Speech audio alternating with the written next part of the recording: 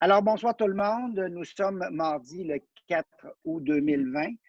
J'ouvre la séance du conseil municipal de Saint-André. Alors, je souhaite la bienvenue aux élus Suzanne Bossé, Guy Lapointe, Josiane Sirois et Alain Parent. Nous avons le quorum. Également, assiste à la séance Nathalie Blais, directrice générale, qui fait office de secrétaire de la réunion. Alors, je vous invite tout le monde à prendre votre ordre du jour. Mme Blais va en faire la lecture. Proposition d'ordre du jour pour la réunion du Conseil du 4 août 2020. Mot de bienvenue et ouverture de la séance. Lecture et adoption de l'ordre du jour. Projet de résolution suivi et adoption du procès-verbal du 7 juillet 2020. Projet de résolution adoption des comptes au 31 juillet 2020. Projet de résolution adoption du règlement C-192D. Réseau d'eau potable. Projet de résolution numéro 6, mandat pour la vérification annuelle des débitmètres. 7, projet de résolution, achat d'une pompe doseuse pour le réseau d'eau potable. 8, projet de résolution, sécurité civile, plan d'entraide intermunicipale en matière de sécurité civile. Projet de résolution au numéro 9, dépôt du bilan annuel 2019 de la stratégie d'économie d'eau potable. 10, projet de résolution, programme d'aide financière en vertu du programme de mise aux normes des installations septiques. 11, projet de résolution, achat d'un camion échelle, service de sécurité incendie CAMIS. 12, projet de résolution, demande d'aide financière en vertu du Fonds Région et Ruralité pour les Jeux.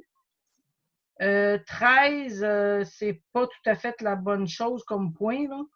C'est appui au je sais pas si c'est au comité au projet de Luciole, au projet. Au projet de fanfare de Luciole, c'est ça. Et suivi d'une demande d'aide financière, peut-être? Oui, c'est ça. On en discutera. 14, projet de résolution, avis d'intention d'installer un radar pédagogique dans la route de la station. 15, questions diverses. 16, correspondances. 17, période de questions. 18, levée de l'Assemblée. Est-ce que ça va pour tout le monde? Quelqu'un en fait la proposition? Propose. La pointe propose. Suzanne Bossé a proposé. Alors, quelqu'un demande le vote? C'est adopté. Je vous invite à prendre le procès-verbal de juillet dernier. Alors, procès-verbal du mois de juillet. Voilà. Alors, qu'est-ce qu'on a fait au mois de juillet? Bien, on a nommé Guy Lapointe, non, Alain Parent au poste de maire suppléant. Alors, jusqu'au 30 septembre, on a autorisé un emprunt temporaire de 765 000 pour financer la taxe d'essence Contribution Québec parce qu'on réalise des projets, puis ça prend des fonds. On a autorisé le lignage des routes municipales, 3 000 c'est réalisé. On a autorisé l'achat d'une génératrice fixe dans le cadre du programme de taxe d'essence Contribution Québec. Un contrat donc de 31 250 à génératrice Beaumont. C'est pas fait encore, c'est pas installé encore. On a autorisé l'achat d'une pompe pour les stations PP1 ou PP2, 11 190. Ce n'est pas arrivé encore. Guy nous disait un délai d'une couple de mois encore. Le contrat de déneigement des rues du village, on a levé l'option pour que ce soit l'entreprise, Terre à Neige, en vertu de sa soumission de l'année passée. Ça va. On a un mandat d'excavation dans le rang Mississippi. On a autorisé un contrat de gré à gré pour faire des travaux d'excavation par la compagnie CG Thériault, 18 500 dans le rang Mississippi. Ça n'est pas fait encore, hein, Mme Nathalie? Non. Pas fait? Non. Bon. On a donné l'avis de motion et de modification du règlement 192B. Puis ce n'est pas une erreur si on parle du 192D, on vous expliquera pourquoi tantôt. Annulation de factures diverses, là, c'était une série de petits comptes à recevoir de la municipalité qui traînaient depuis un bon bout de temps. La plupart étaient prescrits, mais ça prenait une résolution pour les annuler. Campagne de financement participatif, le Kamouraska se serre les coudes, c'était pour un 100 $ à Promotion Kamouraska dans le cadre de la campagne pour préparer des repas à cause de la COVID. On a autorisé le paiement de 60 $ pour le DEP du village pour un support à vélo. On a autorisé René Bastille pour faire des travaux de fauchage aux abords des chemins. Alors, on va en parler tantôt quand on va passer la facture. Le reste, c'est des affaires courantes. Est-ce qu'il y a des questions, des corrections à apporter? J'aurais peut-être quelque chose, Gervais, justement pour l'avis de motion, là. Je ne sais pas si ça va porter à confusion. On dit qu'on modifie le règlement 192B, c'est correct, mais après ça, on dit qu'à une séance subséquente, le règlement numéro 192C va être adopté. Mais c'est D qui va être adopté. Oui, mais modifie-le tout de suite. C'est D qui va être adopté parce qu'on s'est aperçu que C existait. Alors, oui. Tu le modifies tout de suite. Prends-les en note. OK, ça va. Est-ce qu'il y a d'autres commentaires? Bon. Je vous explique le contexte. On avait le règlement 192. On a adopté le 192A qui annulait le 192. On a adopté le 192B qui annulait le 192A. Puis dans le 192B, on ne disait pas que le 192B annulait le 192A. Donc, on a adopté à un moment donné un règlement qui s'appelle 192C juste pour annuler le 192B. Voilà. Juste pour annuler le 192B. Donc, là, on est rendu au 192D. C'est ça la modification que Mme Blais suggérait. Alors, quelqu'un, il n'y avait pas de question. Quelqu'un en faisait la proposition pour l'adoption? Josiane. Josiane. M. Lapointe, c'était le temps. Mais... Alors, bravo, Josiane. Josiane, c'est moi, je suis plus loin, là, ça va rentrer moins vite. Là. Alors, quelqu'un demande le vote. Adopté. Alors, on est rendu au compte. Si vous voulez prendre vos documents. Alors, j'invite la directrice générale à en faire la lecture. Un sommaire, là, la liste des comptes totales, les dépenses incompressibles. Payer les salaires au montant de 21 194 et 21 pour les périodes de paye 14-15. Le domaine des pèlerins pour le loyer de juillet 2020, 1794 et 96. Les montants déboursés dans le mois, mais qui sont inclus dans la liste des paiements. Nathalie Blais pour la petite caisse, 188 et 60. Poste Canada pour des tailles, 105 et 78. Poste Canada, c'est l'avis pour l'économie d'eau de la municipalité, 32 et 1. Puis Poste Canada pour le journal, 56 et 23 pour 382 et 62. La liste des paiements suggérés au 31 juillet, 14 719 et 24. Et le total, 37 708 et 41.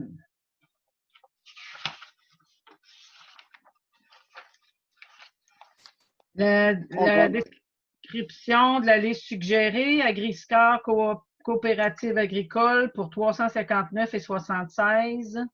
Vous avez les matériaux, fil pour le coupe-herbe, du bois traité, un peu pour de l'inventaire, chalumeau, ça je me souviens pas trop c'est quoi, chalumeau. Ensuite, terre liquide pour les moustiques, 940 plus 302 et 11 pour 1202 et 51. Auberge Saint-Alexandre pour de l'essence, du gaz pour camions et machinerie, 325 et 91. Bell Canada pour l'Internet affaires du bureau, 14 et 96. Fonds de l'information foncière pour les transferts de propriété, 15 $. La commission scolaire de Kamouraska, ça c'est un crédit de 118 et 46. Débroussaillage, le fauchage le long des chemins, c'est un Québec Inc., 1569 et 40. Entreprise. Ça, c'est là l'entreprise qu'on a changé. Il a fait beaucoup plus d'heures parce qu'on ne l'avait pas octroyé avec un forfait. il a tout fait, puis il a fait un bon travail. Maintenant, pour l'année prochaine, il faudra peut-être convenir autrement, là. Mais vous le voyez, là, c'est pas le même prix que l'année passée pendant tout. Mais M. Lapointe, il a vu, lui, le travail qui a été fait, il peut en témoigner. C'est que le travail a été doublé parce qu'il a doublé la surface d'intervention. Donc, si on coupe en deux, on va avoir une meilleure référence par rapport à l'origine. On peut synthétiser ça comme ça. C'est beau. Entreprise Camille Ouellette pour la pompe doseuse, échantillonnage ACT, là, 508 et 42. Équipement V Ouellette, 25 et 36. Couteau à herbe. Bon, la fabrique, là, c'est plus tard, ça. Je l'ai installé là pour décembre. Garage AL Auto, 162,87 pour les roues, les pneus pour la remorque. Garage Antiboutotte, 91 et 98 pour transport avec le loader sur la côte du réservoir. Hydro-Québec, l'éclairage public, 458 et 64. Laboratoire pour les analyses d'eau, 294 et 34. Les aménagements à la montagne, la bas-poussière, 442 et 65. MRC de Kamouraska pour les postes, la poste de permis, 28 $. Municipalité de Saint-Alexandre, le traitement des matières résiduelles, 2645 et 83. Nathalie Blais pour la petite caisse, 188 et 60. Produits sanitaires uniques et les produits de nettoyage, 150 et 30.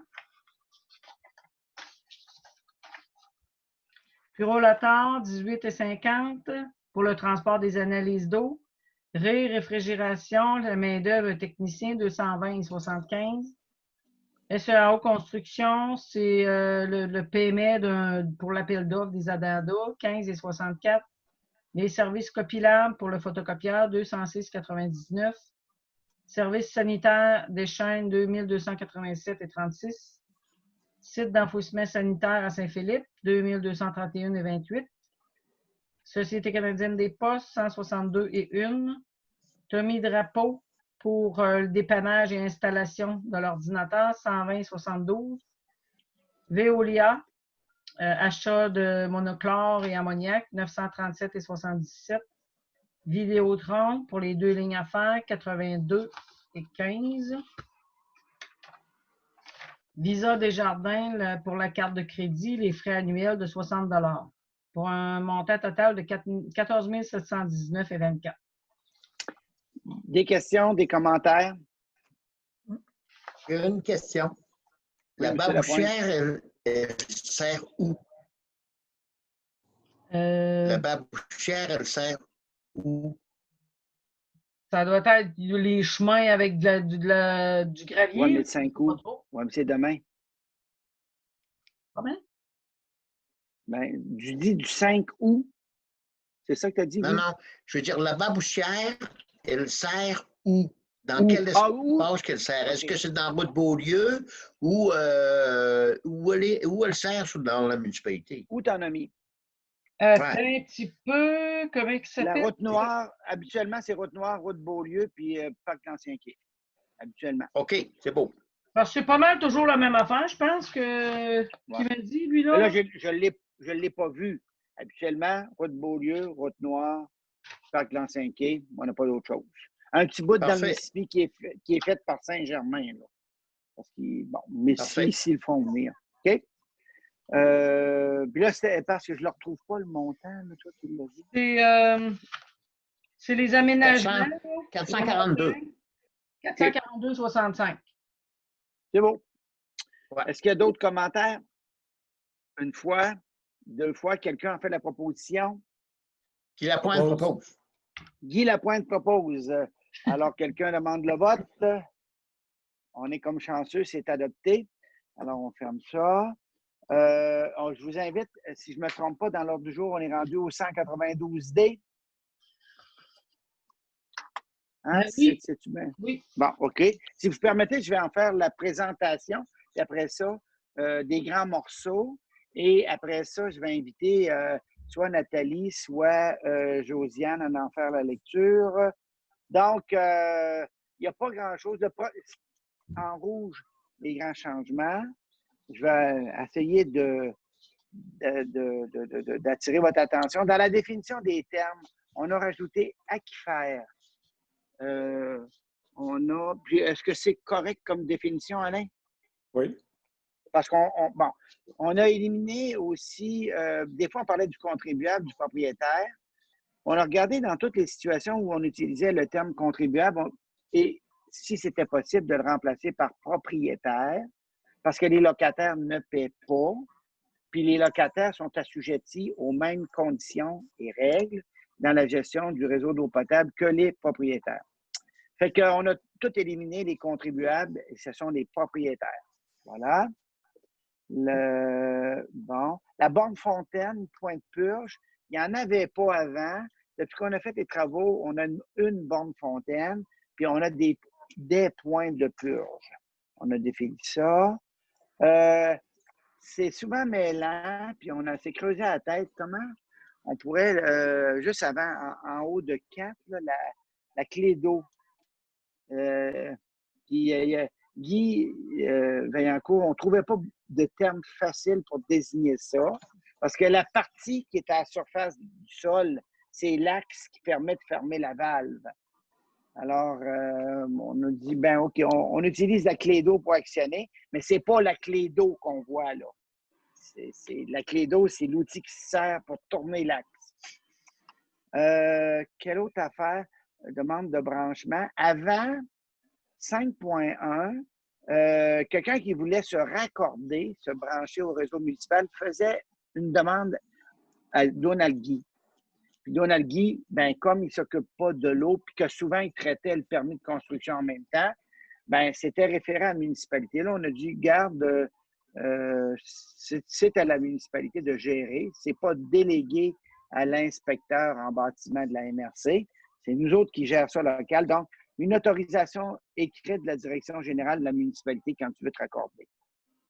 On va 5.3 pour que ce soit clair pour Guy. Droit d'entrée pour l'employé en vertu de l'article 492 du Code municipal. Ça, c'est beau. 5.5 en rouge.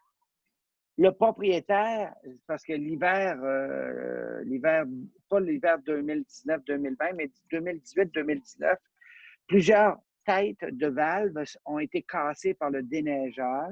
Donc, ce qu'on dit ici, c'est le propriétaire du terrain est responsable de tout bris pouvant survenir à la clé d'eau, notamment les bris faits lors du déneigement. Le propriétaire doit informer la municipalité des bris sans délai lorsqu'ils sont constatés. Là, on ne parle pas de responsabilité, on n'est pas là, mais l'année passée, on a changé 3 clés d'eau, trois axes qui avaient été cassés par le déneigeur. Normalement, il n'y en a pas. L'article 6.2, vous allez dire, qu'est-ce que ça fait là? On n'a pas de ça à Saint-André, mais c'est le MAMO qui nous demande d'introduire cet article-là. Il y a le seul gros système de réfrigération, de climatisation, il est à la Corporation d'Amène des Pèlerins. Il utilise l'eau en recirculation. Il n'est pas sur le réseau d'eau potable. Mais le ministère des Affaires municipales nous dit, écoutez, quand vous allez faire une demande d'aide financière, si vous n'avez pas cet article-là, ils vont vous le faire modifier. Vous aurez beau à dire que vous ne l'avez pas, c'est pas grave. Bon. Ça va. Les points de purge. Là, 6.7. On ne sait pas si on a fait un bon coup. On pense qu'on a fait un bon coup. L'ancien article 6.7, ce qu'il disait, c'est une installation de plomberie dans un bâtiment ou dans un équipement destiné à l'usage public doit être maintenue en bon état. Donc, il y a rien que les installations publiques qui doivent être maintenues en bon état, pas les installations privées. Autrement dit, tu as le droit chez vous, Josiane, de laisser ton robinet qui coule. Et puis, on a dit, c'est pas correct, ça. Puis, on a dit, ben, quelqu'un qui est raccordé au réseau doit faire un bon entretien, que ce soit dans le domaine public ou dans le domaine privé. 6.8C, ce n'est pas nouveau. Compteur d'eau, ça, c'est vraiment des nouvelles notions qui nous sont pas imposées, mais recommandées fortement. Alors, quand la logique qui a été utilisée, 7.1, ce qu'on dit, c'est que c'est obligatoire pour tous les immeubles non résidentiels, c'est-à-dire tout immeuble non résidentiel, catégorie ICI, doit être muni d'un compteur d'eau. Puis là, ben, dans le règlement qui nous a été suggéré, il nous dit ça prend une date. Ça va. Ah, le dernier paragraphe avant 7.2. Dans toute nouvelle construction qui requiert l'installation d'un système de gicleur, la tuyauterie alimentant l'eau destinée à la protection incendie doit être séparée de celle destinée aux autres besoins du bâtiment. Alors, j'ai vérifié pour la Corporation Domaine Les Pèlerins et les gicleurs, à l'entrée d'eau, les gicleurs sont approvisionnés et le compteur d'eau est immédiatement après. Ça va. 7.1, donc, c'est obligatoire pour tous les immeubles non résidentiels. C'est obligatoire pour certains immeubles résidentiels, comme un immeuble résidentiel sur lequel est installée une piscine, plus de 61 cm de hauteur si c'est hors terre, un spa ou un système d'arrosage automatique. Un immeuble résidentiel auquel on branche un bâtiment secondaire, je donne comme exemple. Par exemple, quelqu'un a un atelier, il veut se mettre bon, on a perdu Guy Lapointe, il veut se mettre une toilette, une salle de bain dans son atelier. Alors, ben, là, ça prend un compteur d'eau. Un immeuble multifamilial ou multigénérationnel, puis un immeuble commercial converti avec usage résidentiel, ça existait déjà, ça. C'est-à-dire qu'on avait prévu dans l'ancien règlement qu'un bâtiment qui avait un usage commercial, quand il était vendu pour redevenir, re-bienvenue Guy, on t'avait vu partir, oui. Alors, quand le bâtiment est vendu pour revenir avec un changement d'usage, ça prend le compteur qui était là doit rester. C'est pas réversible. Quand on se fait installer un compteur d'eau, c'est pour qu'il reste. Sur demande pour les autres immeubles résidentiels, donc, un propriétaire d'immeuble non visé à 7.2, résidentiel non visé, peut demander l'installation d'un compteur d'eau. Cette option est possible pour un immeuble résidentiel unifamilial, puis un immeuble résidentiel à logement multiple.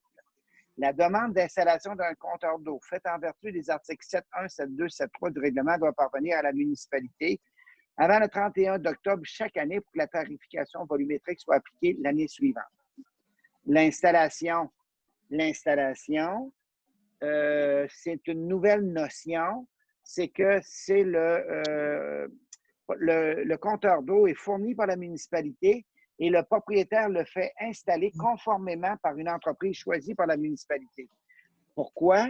Parce qu'on a une responsabilité quand on met ces équipements-là à l'égard des assurances. Donc, c'est une responsabilité partagée. C'est nous autres qui choisissons le compteur, c'est nous autres qui désignent, mais il faut que ce soit accepté par le propriétaire. La municipalité, tiens, juste dans le bas de la page, demeure propriétaire du compteur et elle ne paie aucun loyer ni aucune charge au propriétaire pour abriter et protéger ses équipements. C'est une nouvelle notion. Après ça va. Puis, juste avant 7.5, là, on biffe, elle assume les coûts d'installation, pièces et main-d'œuvre d'un compteur. On enlève ça. C'est ce qu'on a parlé tantôt. Ça va, Mme Nathalie? Oui. Dérivation. Alors, c'est pas permis de dériver l'eau pour qu'elle bypasse le compteur d'eau. L'emplacement, ben, on n'avait pas de normes là-dessus. C'est le plus près possible de l'entrée et à moins de 3 mètres de l'entrée d'eau du bâtiment. Relocalisation, vérification d'un compteur d'eau, c'est tout nouveau, il n'y a pas de problème. Scellement d'un compteur d'eau, on a mis l'article, il n'y en a aucun qui est scellé à l'heure actuelle, mais on va regarder. Guy pense que ça pourrait être fait facilement et à peu de coûts. Mais l'article est là, ça va. la lecture du compteur d'eau, la responsabilité du propriétaire. On va. L'autre changement aussi, c'est la régie de l'utilisation, donc le paramètre de référence. Après de longues discussions hier, on s'est entendu pour abaisser à 25 mètres à profondeur. Guy trouve que le taux de recharge est quand même très rapide depuis les travaux. Alors, c'est lui qui nous a proposé 25 mètres. Il est très à l'aise avec ça. Est-ce qu'on avait 23 mètres avant, c'est ça? Oui, on avait 23 mètres. Fait que, puis là, mais il y a un changement, c'est que la date de sécheresse ou de période d'étiage est avancée au 1er juillet. Okay? Donc, ça va. L'utilisation prohibée de l'eau potable. Il n'y a pas grand-chose de nouveau, mais si vous allez en dessous de 8.3, il y a 4 picots noirs là, qui étaient là. On a été un petit peu plus précis. Il est interdit d'utiliser de façon délibérée un équipement d'arrosage de façon telle que l'eau s'écoule librement sur le terrain, en Gaspésie, dans la rue ou les propriétés voisines. Ça va. Pourquoi on a avancé du 15 juillet? Avant, c'était le 15 juillet au 15 septembre. Là, on a dit le 1er juillet. Pourquoi? Parce que cette année, c'est quand même le 7 de juillet qu'on a envoyé l'avis. Puis pour nous autres, quand on envoie l'avis, le 15 juillet ou le 25 de juillet, souvent, il est trop tard. Là, on est vraiment à risque, on est serré. On pense que, bon, c'est ça. On pense que le 1er juillet puis le 15 septembre, c'est les dates optimales pour resserrer l'utilisation de l'eau. Donc, des interdictions additionnelles, 1er juillet, 15 septembre, la pelouse, OK. Remplir une piscine, plus de 61 cm si elle est hors terre ou un sport. Laver à grande eau, c'est une expression qu'on utilise, on pense que les gens vont comprendre. Soit avec une laveuse à pression ou un boyau d'arrosage ou une lance munie d'un dispositif, ce n'est pas permis durant la période d'été. Laver un bâtiment, bon. Si le niveau de l'aquifère descendait à un niveau critique sous les 25 mètres pendant cette période, la municipalité pourrait restreindre davantage l'utilisation sur simple avis aux propriétaires. Là, on a mis l'inverse, c'est-à-dire qu'est-ce que tu as le droit de faire entre le 15 septembre et le 30 juin? Ben, tu conserves le droit d'arroser tes végétaux avec... oui,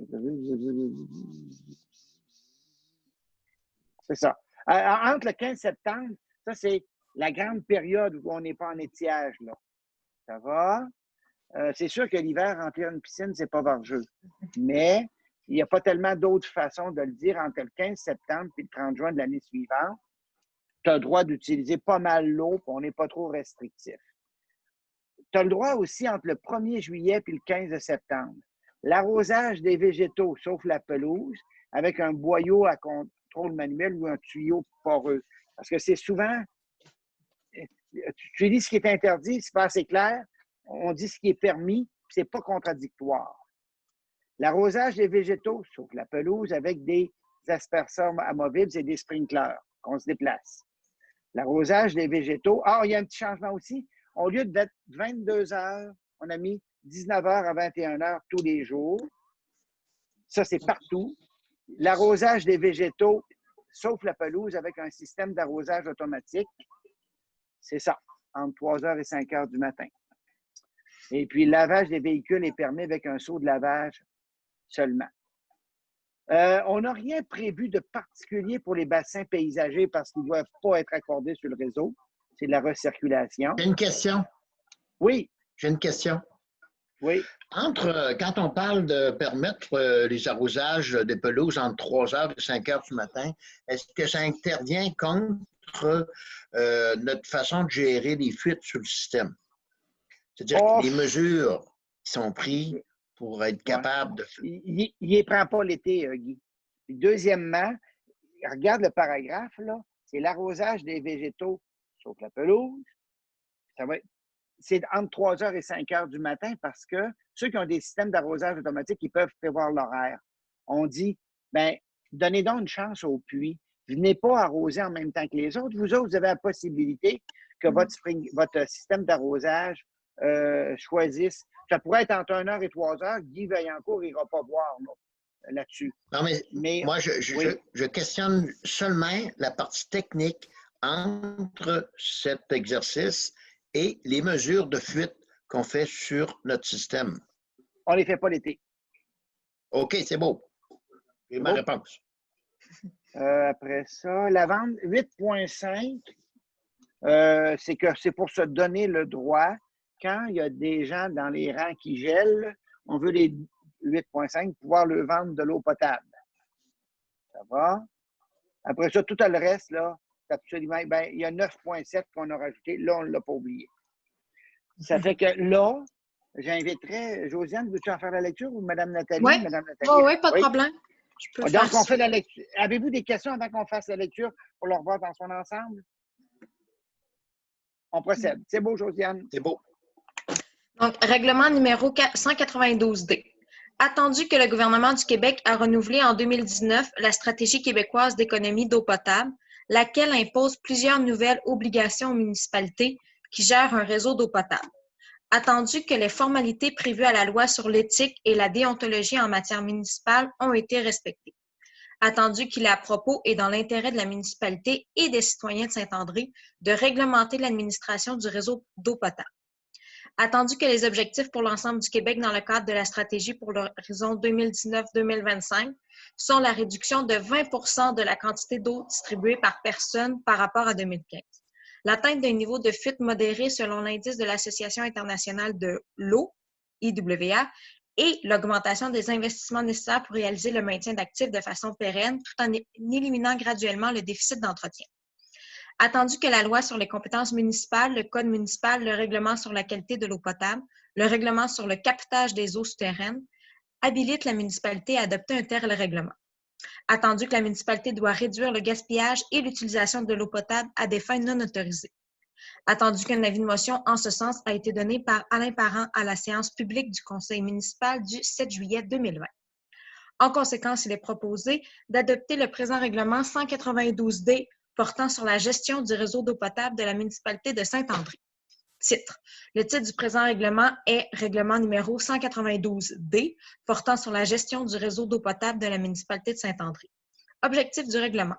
Le présent règlement a pour objectif de régir l'utilisation de l'eau potable du réseau d'eau de Saint-André en vue d'en préserver la qualité et la quantité. Définition des termes. Aquifère désigne une nappe d'eau souterraine contenue dans un sol ou une roche réservoir originellement poreuse ou fissurée et suffisamment perméable pour que l'eau puisse y circuler librement. Arrosage automatique désigne tout appareil d'arrosage relié à l'aqueduc actionné automatiquement, y compris les appareils électroniques ou souterrains. Arrosage manuel désigne l'arrosage avec un boyau équipé d'une fermeture à relâchement tenue à la main pendant la période d'utilisation. Il désigne aussi l'arrosage à l'aide d'un récipient. Bâtiment désigne toute construction utilisée ou destinée à être utilisée pour abriter ou recevoir des personnes, des animaux ou des biens. Borne fontaine et point de purge. La borne fontaine désigne une prise d'eau réservée à l'usage du service de sécurité incendie, tandis que le point de purge est un équipement à l'usage de l'employé municipal pour faciliter le nettoyage du réseau d'eau. Compteur ou compteur d'eau désigne un appareil servant à mesurer la consommation d'eau. Emprise de rue désigne l'assiette de terrain sous le contrôle de la municipalité à titre de propriétaire ou d'occupant sur laquelle sont installées les canalisations. C'est la ligne de rue qui sépare le terrain public où sont enfouies les canalisations du terrain privé. Habitation signifie tout bâtiment destiné à loger les êtres humains, comprenant entre autres les habitations unifamiliales et multifamiliales, les édifices à logement et les habitations intergénérationnelles. Immeuble désigne le terrain, les bâtiments et les améliorations. Logement désigne une suite servant ou destinée à servir de résidence à une ou plusieurs personnes et qui comporte généralement des installations sanitaires, de même que des installations pour préparer et consommer des repas, ainsi que pour dormir. Lot signifie un fond de terre identifié et délimité sur un plan de cadastre fait et déposé conformément aux exigences du Code civil. Niveau d'eau en état d'équilibre est la mesure entre les niveaux d'eau de l'aquifère et le couvercle du puits. Municipalité désigne la municipalité de Saint-André. Personne comprend les personnes physiques et morales, les sociétés de personnes, les fiducies et les coopératives. Propriétaire désigne en plus du propriétaire en titre, l'occupant, l'usager, le locataire, l'amphithéâtre, les personnes à charge ou tout autre usufruitier, l'un n'excluant pas nécessairement les autres.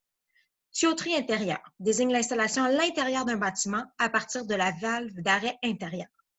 La valve d'arrêt intérieure désigne un dispositif installé par la municipalité à l'extérieur d'un bâtiment sur le branchement de service, servant à interrompre l'alimentation d'eau de ce bâtiment. On utilise la clé d'eau pour actionner la partie visible de la valve. Valve d'arrêt intérieure désigne un dispositif installé à l'intérieur d'un bâtiment et servant à interrompre l'alimentation en eau de ce bâtiment. 4. Champ d'application et responsabilité d'application des mesures. Ce règlement prévoit les conditions d'utilisation de l'eau potable provenant du réseau de distribution de la municipalité de Saint-André et s'applique à l'ensemble du territoire de la municipalité desservi par le réseau municipal. L'application du présent règlement est la responsabilité de l'inspecteur municipal ou de toute autre personne désignée à cette fin par la municipalité. 5. Pouvoirs généraux de la municipalité. 5.1. Demande de branchement. Tout propriétaire qui installe, renouvelle ou allonge le branchement à l'aqueduc ou raccorde une nouvelle canalisation à la canalisation de l'aqueduc doit obtenir une autorisation écrite de la Direction générale de la municipalité. La demande d'autorisation doit être accompagnée des documents suivants: le nom du propriétaire, son adresse et le numéro du lot visé par la demande, un croquis de localisation du bâtiment, du stationnement et des localisations, s'il y a lieu, des branchements existants. Dans le cas d'un édifice commercial ou d'un édifice comprenant plusieurs logements, la municipalité peut exiger qu'on lui fournisse un ou des plans de la tuyauterie intérieure d'un bâtiment ou les détails du fonctionnement d'appareils utilisant l'eau du réseau de distribution d'eau potable de la municipalité. 5.2. Profondeur d'installation du branchement. Les conduites des services d'aqueduc devront être accordées en ligne droite entre le bâtiment et la conduite d'aqueduc de la municipalité, à moins que la situation des lieux exige qu'il en soit autrement, et après approbation de l'inspecteur municipal. La conduite sera posée à une profondeur d'au moins 2 mètres en tout point du niveau du sol, et une valve d'arrêt devra être installée sur celle-ci à son entrée dans le bâtiment le plus près possible du mur de fondation, sans perdre de vue la possibilité de gel. Lorsque la conduite d'aqueduc est installée dans la même tranchée que les conduites sanitaires ou pluviales, ce tuyau d'aqueduc sera placé à une distance de 0,60 m en centre de ce tuyau. Le tuyau de service d'aqueduc sera d'une seule pièce entre la valve d'arrêt de la municipalité et son entrée à l'intérieur du bâtiment si la distance à parcourir ne dépasse pas 20 m et lorsque son diamètre nominal est de 38 mm ou moins. Pour les diamètres plus élevés, le tuyau sera posé en longueur de 6 m partout où la chose est possible et les joints seront faits à l'aide de raccords de service. Le propriétaire entreprendra ses travaux de la valve d'arrêt de la municipalité et de ce fait devra prendre toutes les précautions nécessaires pour ne pas l'endommager. Tous les frais qui pourront être engagés par la municipalité pour sa réparation seront chargés au propriétaire. Lorsque le branchement d'aqueduc s'effectue durant une période où le gel de l'eau dans les tuyaux de la municipalité est possible, lorsqu'ils sont à l'air libre, le propriétaire devra, à ces occasions, prendre toutes les mesures qui s'imposent dans de tels cas pour éviter des frais advenant que la municipalité soit obligée de dégeler l'eau dans la section lui appartenant. La partie de tout tuyau de service d'eau comprise entre la conduite principale et la valve extérieure est propriété de la municipalité, même si l'installation initiale a pu se faire aux frais du propriétaire. 5.3. Droit d'entrée pour l'employé en vertu de l'article 492 du Code municipal. Les employés spécifiquement désignés par la municipalité ont le droit d'entrer en tout temps raisonnable entre 7h et 19h en tout lieu public ou privé, dans les limites de la municipalité, et d'y rester aussi longtemps qu'il est nécessaire afin d'exécuter une réparation ou de constater si les dispositions du présent règlement ont été observées. Toute collaboration requise doit être donnée pour leur faciliter l'accès. Ces employés doivent avoir sur eux et exhiber, lorsqu'ils en sont requis, une pièce d'identité délivrée par la municipalité. De plus, ces employés ont accès à l'intérieur des bâtiments aux valves d'arrêt intérieures. 5.4. Empêchement à l'exécution des tâches. Quiconque empêche un employé de la municipalité ou une autre personne à son service de faire des travaux de réparation, de lecture ou de vérification, le gêne ou le dérange dans l'exercice de ses pouvoirs ou endommage de quelque façon que ce soit l'aqueduc, ses appareils ou accessoires, entrave ou empêche le fonctionnement du réseau de distribution de l'eau potable, des accessoires ou des appareils en dépendant, est responsable des dommages aux équipements précédemment mentionnés en raison de ces actes, contrevient au présent règlement et se rend passible des peines prévues par le présent règlement. 5.5. entrée d'eau et valve d'arrêt extérieure. Les employés municipaux autorisés à cet effet ont le droit de fermer l'entrée d'eau pour effectuer des réparations au réseau de distribution, sans que la municipalité ne soit responsable de tout dommage résultant de ces interruptions. Les employés doivent cependant avertir par tout moyen raisonnable les consommateurs affectés, sauf en cas d'urgence. Le propriétaire doit prendre en tout temps les mesures nécessaires pour ne pas endommager ni recouvrir de matériaux et tenir accessible la valve d'arrêt. Il doit prendre les mesures nécessaires pour éviter que des véhicules ne circulent sur celle-ci. Le propriétaire est responsable de tout bris pouvant survenir à la clé d'eau, notamment les bris faits lors du déneigement. Le propriétaire doit informer la municipalité des bris sans délai lorsqu'ils sont constatés. 5.6. Pression et débit d'eau. Quel que ce soit le type de branchement, la municipalité ne garantit pas un service ininterrompu, ni une pression ou un débit déterminé. Personne ne peut refuser de payer un compte partiellement ou totalement à cause d'une insuffisance d'eau, et ce, quelle qu'en soit la cause. La municipalité n'est pas responsable des dommages causés par une pression trop forte ou trop faible ou un manque de débit. La municipalité n'est pas responsable des pertes ou des dommages occasionnés par une interruption ou une insuffisance d'approvisionnement en eau si la cause est un accident, un feu, une grève, une émeute, une guerre ou toute autre raison qu'elle ne peut maîtriser. De plus, la municipalité peut prendre les mesures nécessaires pour restreindre la consommation si les réserves d'eau deviennent insuffisantes. Dans de tels cas, la municipalité peut fournir l'eau avec préférence accordée aux immeubles qu'elle juge prioritaires, avant de fournir les propriétaires privés reliés au réseau de distribution d'eau potable. Le réseau d'eau potable étant conçu pour l'approvisionnement en eau potable, la municipalité ne peut garantir en tout temps la quantité, le débit et la pression nécessaires au bon fonctionnement des gicleurs. Elle décline donc toute responsabilité pour tous les dommages pouvant résulter de l'insuffisance ou de l'incapacité du réseau d'eau potable à assurer le bon fonctionnement du gicleur. 5.7. Dégel des branchements d'aqueduc. La municipalité n'effectue le dégel que dans l'emprise de la voie publique et de la valve d'arrêt extérieure. Elle assume les coûts du dégel sur la portion définie plus haut une fois par saison hivernale. Les demandes subséquentes survenant au cours de la même saison étant à la charge du contribuable. Les travaux et les frais de dégel sur la propriété privée sont la responsabilité des propriétaires et la municipalité pourra récupérer les sommes engagées au même titre que toute autre taxe municipale de service. 6. Infrastructure et équipement d'eau. 6.1. Code de plomberie. La conception et l'exécution de tous travaux relatifs à un système de plomberie exécuté à compter de l'entrée en vigueur du présent règlement doivent être conformes au Code de construction du Québec, chapitre 3, plomberie, et du Code de sécurité du Québec, chapitre 1, plomberie, dernière version. Les modifications apportées au Code mentionné au premier alinéa feront partie du présent règlement au terme d'une résolution suivant l'article 6 de la Loi sur les compétences municipales. 6.2. Climatisation, réfrigération et compresseur. Il est interdit d'installer tout système de climatisation ou de réfrigération utilisant l'eau potable. Tout système de ce type installé avant l'entrée en vigueur de ce règlement doit être remplacé avant le 31 décembre 2020 par un système n'utilisant pas l'eau potable. Malgré le premier alinéa de cet article, il est permis d'utiliser un système de climatisation ou de réfrigération lorsqu'il est relié à une boucle de recirculation d'eau sur laquelle un entretien régulier est réalisé. Il est interdit d'installer tout compresseur utilisant l'eau potable. Tout compresseur de ce type installé avant l'entrée en vigueur de ce règlement doit être remplacé avant le 31 décembre 2020 par un compresseur n'utilisant pas l'eau potable. Malgré le troisième alinéa de cet article, il est permis d'utiliser un compresseur lorsqu'il est relié à une boucle de recirculation d'eau sur laquelle un entretien régulier est réalisé. 6.3. Travaux de branchement. La demande de branchement au réseau d'aqueduc pourra être considérée après réception d'une demande écrite décrivant la nature des besoins tels que prévus à l'article 5.1. Si autorisé par la Direction générale de la municipalité, les travaux pourront se faire à partir de l'emprise jusqu'au bâtiment, avec du tuyau d'un diamètre de 3/4 de pouce minimum, de cuivre type K ou de PEX bleu 904, tel que recommandé par la Régie du bâtiment du Québec. Le coût du branchement au réseau est entièrement aux frais du demandeur et la municipalité peut récupérer les sommes engagées au même titre que toute autre taxe municipale de service. Branchement sans travaux dans l'emprise de rue. Si le branchement se fait sans nécessiter des travaux dans l'emprise de rue, il sera possible au demandeur de faire effectuer les travaux par une personne ou entreprise compétente de son choix, sous surveillance de l'officier municipal. La surveillance de la municipalité n'engage pas sa responsabilité. Branchement avec travaux dans l'emprise de rue.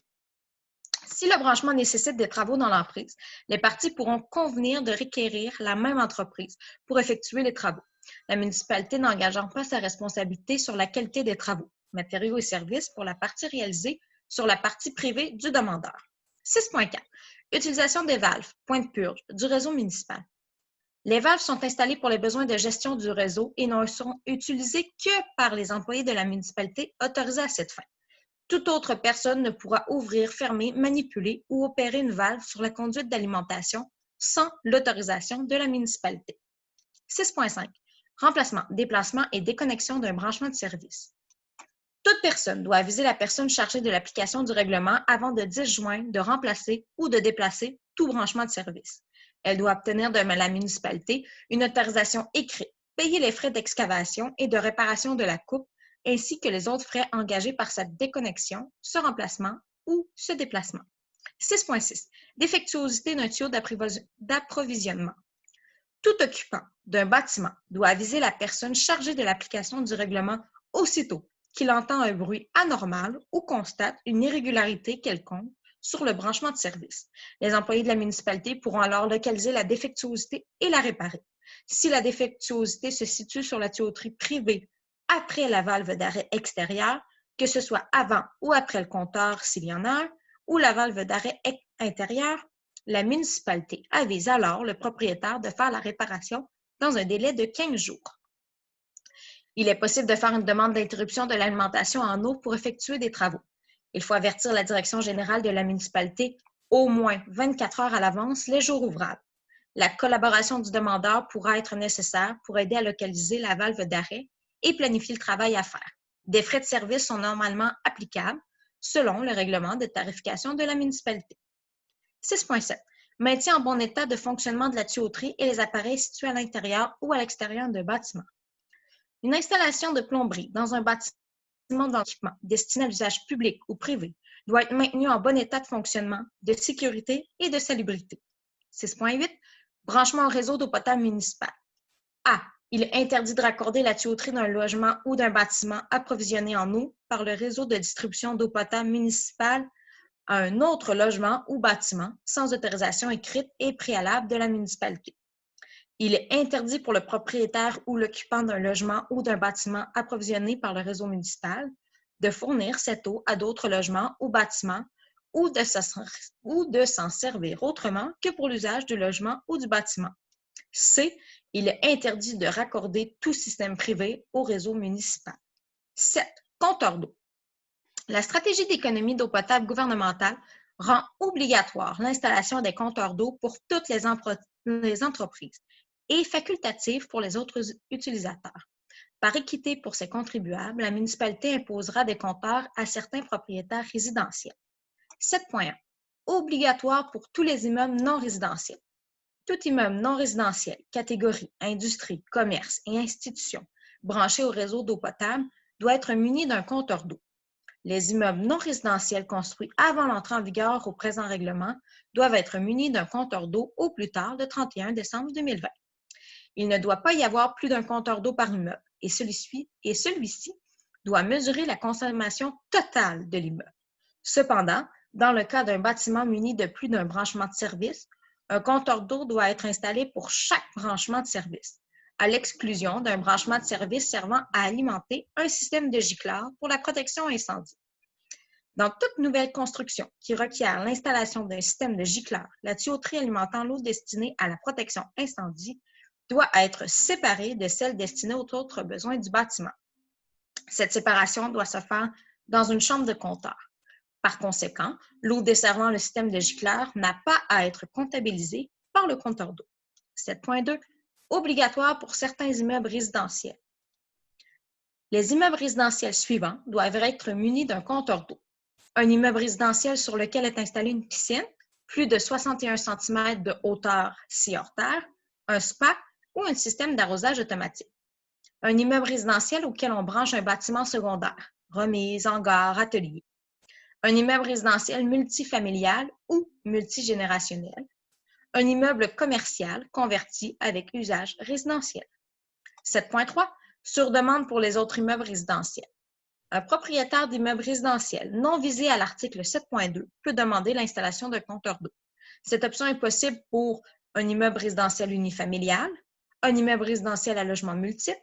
La demande d'installation d'un compteur d'eau faite en vertu des articles 7.1, 7.2 et 7.3 du règlement doit parvenir à la municipalité avant le 31 octobre chaque année pour que la tarification volumétrique soit appliquée l'année suivante. 7.4. Installation. Le compteur d'eau est fourni par la municipalité et le propriétaire le fait installer conformément par une entreprise choisie par la municipalité. Lorsque l'installation est complétée, le propriétaire avise ensuite la municipalité pour que l'installation soit inspectée par son représentant. La municipalité demeure propriétaire du compteur d'eau et elle ne paie aucun loyer ni aucune charge au propriétaire pour abriter et protéger ses équipements. Lorsqu'un compteur d'eau ne peut être installé pour le motif que la tuyauterie du bâtiment est défectueuse ou désuète, il incombe au propriétaire d'effectuer à ses frais les travaux requis pour en permettre l'installation. Tant que les travaux requis ne sont pas exécutés, le prix exigible pour la consommation d'eau de ce bâtiment est déterminé en fonction du tarif forfaitaire applicable. Si lors du remplacement d'un compteur d'eau ou à la suite de ce travail, un tuyau fuit à cause de son âge ou de son mauvais état, ou si le dit tuyau est obstrué par de la corrosion, la municipalité n'est pas responsable des réparations et celles-ci doivent être faites par le propriétaire à ses frais. La municipalité a le droit de vérifier le fonctionnement des compteurs d'eau et d'en déterminer la marque, le modèle et le diamètre. 7.5. Dérivation. Il est interdit à tout propriétaire approvisionné par une conduite d'eau de la municipalité de relier un tuyau ou un autre appareil entre la conduite d'eau et le compteur d'eau de son bâtiment. Toutefois, la municipalité exige qu'une conduite de dérivation soit installée à l'extrémité du tuyau d'entrée d'eau lorsque le compteur d'eau a plus de 50 mm, 2 pouces de diamètre. Un robinet doit être placé sur cette conduite de dérivation et tenu fermé en tout temps, sauf lors du changement du compteur. La municipalité doit sceller ce robinet en position fermée. Si pour des raisons exceptionnelles, le propriétaire manipule ce robinet, ce dernier doit aviser la municipalité dans les plus brefs délais. 7.6. Emplacement du compteur d'eau dans le bâtiment. Le compteur d'eau doit être situé à l'intérieur du bâtiment du propriétaire ou à l'intérieur d'une annexe de celui-ci. L'emplacement doit être suffisamment protégé contre le gel. Si le compteur gèle, les frais de réparation de remplacement seront exécutés à la charge du propriétaire. Tout compteur d'eau doit être installé conformément aux normes techniques en usage. Le compteur doit être installé le plus près possible et à moins de 3 mètres de l'entrée d'eau du bâtiment. Des dégagements minimums autour du compteur sont requis afin que celui-ci soit facilement accessible en tout temps et que les employés de la municipalité puissent le lire, l'enlever ou le vérifier. Il est interdit d'enlever ou de changer l'emplacement d'un compteur sans l'autorisation de la municipalité. 7.7. Relocalisation d'un compteur d'eau. La relocalisation d'un compteur d'eau doit être utilisée par la municipalité sur demande du propriétaire. Ce dernier assume tous les frais de la relocalisation. De plus, si après vérification, la municipalité n'accepte pas la localisation d'un compteur d'eau, celui-ci sera déplacé aux frais du propriétaire.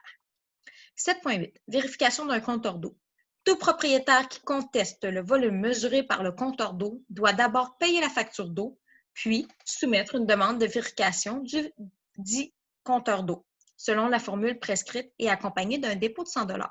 Si après vérification, il s'avère que le volume mesuré par le compteur d'eau n'excède pas la tolérance acceptable selon les standards de précision associés au compteur d'eau installé, série C700 et le manuel M36 de l'American Water Works Association, recommandations au IML R49, ainsi que les spécifications du manufacturier, celui-ci est réputé conforme, la somme déposée est conservée par la municipalité.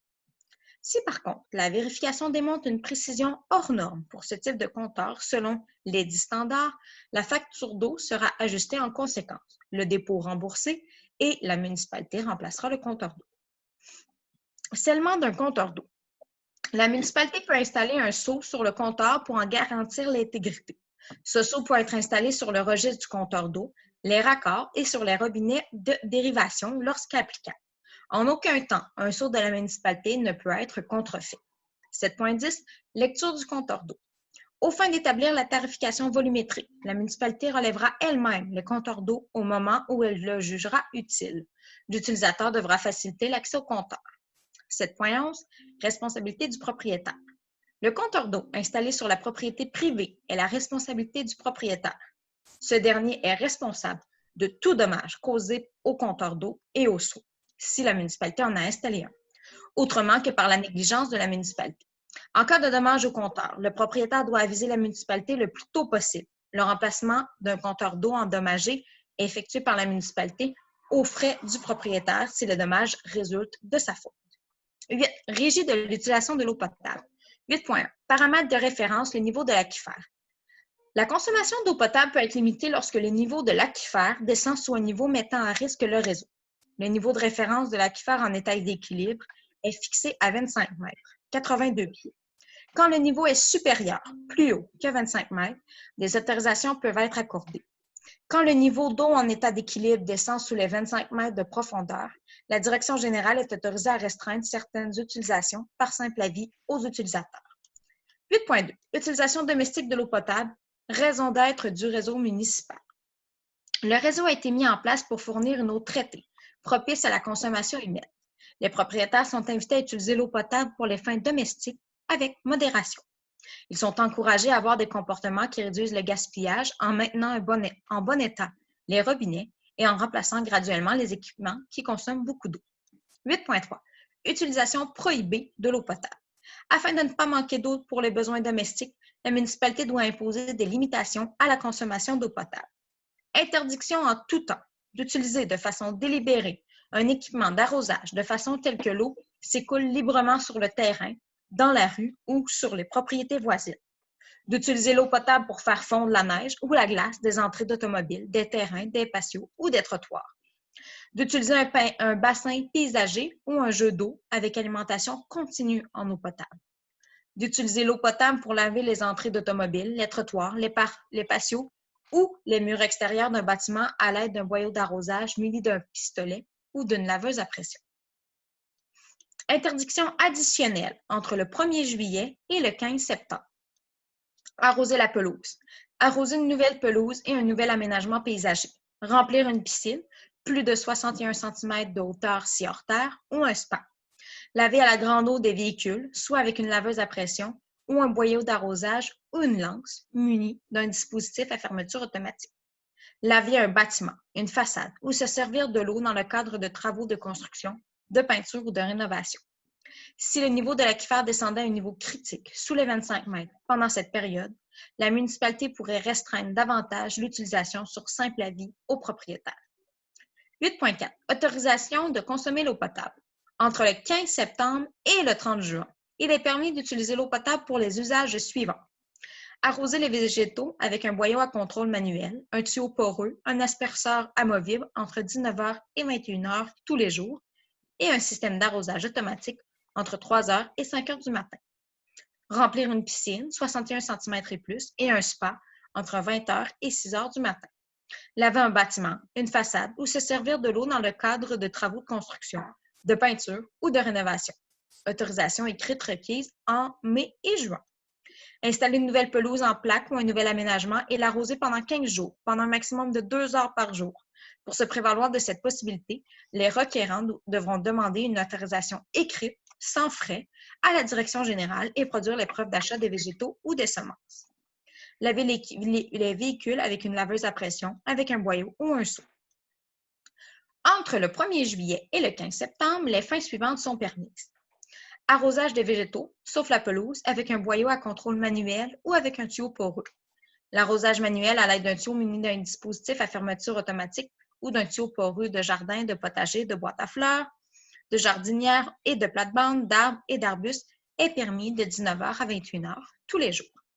Arrosage des végétaux, sauf la pelouse, avec asperceur amovible. L'arrosage des haies, arbres, arbustes ou autres végétaux distribués par des asperceurs amovibles est permis uniquement de 19h à 21h tous les jours. Arrosage des végétaux, sauf la pelouse, avec un système d'arrosage automatique. L'arrosage des végétaux avec un système d'arrosage automatique requiert l'installation aux frais du demandeur d'un compteur d'eau. Le système devra permettre un contrôle horaire limitant l'arrosage entre 3h et 5h du matin. Lavage des véhicules. Le lavage des véhicules est permis avec un seau de lavage seulement. 8.4. Bassins paysagers et jeux d'eau. Tout ensemble de bassins paysagers comprenant ou non des jets d'eau ou une cascade ainsi que des fontaines dont le remplissage initial et la mise à niveau sont assurés par l'aqueduc doit être muni d'un système fonctionnel assurant la recirculation de l'eau. Tout jeu d'eau doit être muni d'un système de déclenchement sur appel. L'alimentation continue en eau potable est interdite. 8.5. Vente d'eau potable. Lorsque le niveau de l'aquifère est suffisant, la municipalité peut fournir temporairement l'eau potable de son réseau aux contribuables non reliés au réseau. Dans ce cas, l'acheteur paie le tarif prévu au budget. 8.6. Source d'énergie. Il est interdit de se servir de la pression ou du débit du réseau de distribution de l'eau potable comme source d'énergie ou pour actionner une machine quelconque, sauf à des fins thérapeutiques. 9. Interdiction, coût, avis, infraction, pénalité et abrogation. 9.1. Interdiction.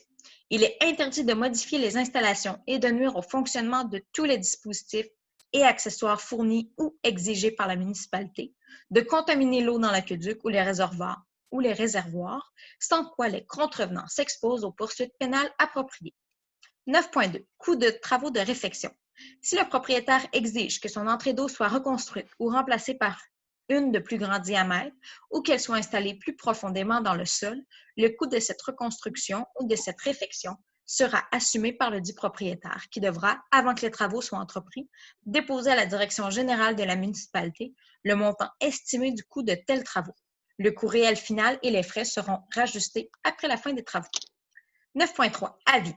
Pour tout avis ou plainte concernant un ou des objets du présent règlement, le consommateur ou son représentant autorisé peut aviser verbalement ou par écrit la personne chargée de l'application du règlement pour tout ce qui concerne la distribution et la fourniture de l'eau et s'adresser à la direction générale de la municipalité en ce qui a trait à la facturation de l'eau. 9.4. Pénalité.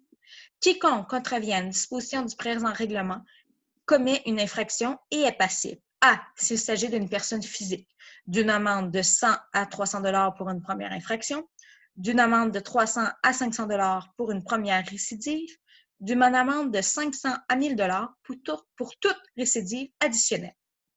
S'il s'agit d'une personne morale, d'une amende de 200 $ à 600 $ pour une première infraction, d'une amende de 600 à 1000 $ pour une première récidive, d'une amende de 1000 $ à 2000 $ pour toute récidive additionnelle.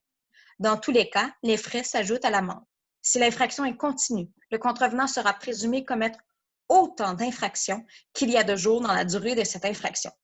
Les dispositions du Code de procédure pénale s'appliquent lors de toute poursuite intentée en vertu du présent règlement. 9.5. Délivrance d'un constat d'infraction. La personne chargée de l'application du présent règlement est autorisée à délivrer un constat d'infraction relatif à toute infraction au présent règlement. 9.6. Ordonnance. Dans le cas où un tribunal prononce une sentence quant à une infraction dont l'objet est contraire aux normes du présent règlement, il peut, en sus de l'amende et des frais prévus à l'article 9.4, ordonner que de telles infractions soient, dans le délai qu'il fixe, éliminées par le contrevenant et que, à défaut par le contrevenant de s'exécuter dans le dit délai, la dite infraction soit éliminée par des travaux appropriés exécutés par la municipalité aux frais du contrevenant. 9.7. Abrogation. Le présent règlement remplace et abroge les règlements 192B, adoptés le 7 août 2018, et 192C. En mars 2019. Donc, adopté en mars 2019. 10. Entrée en vigueur.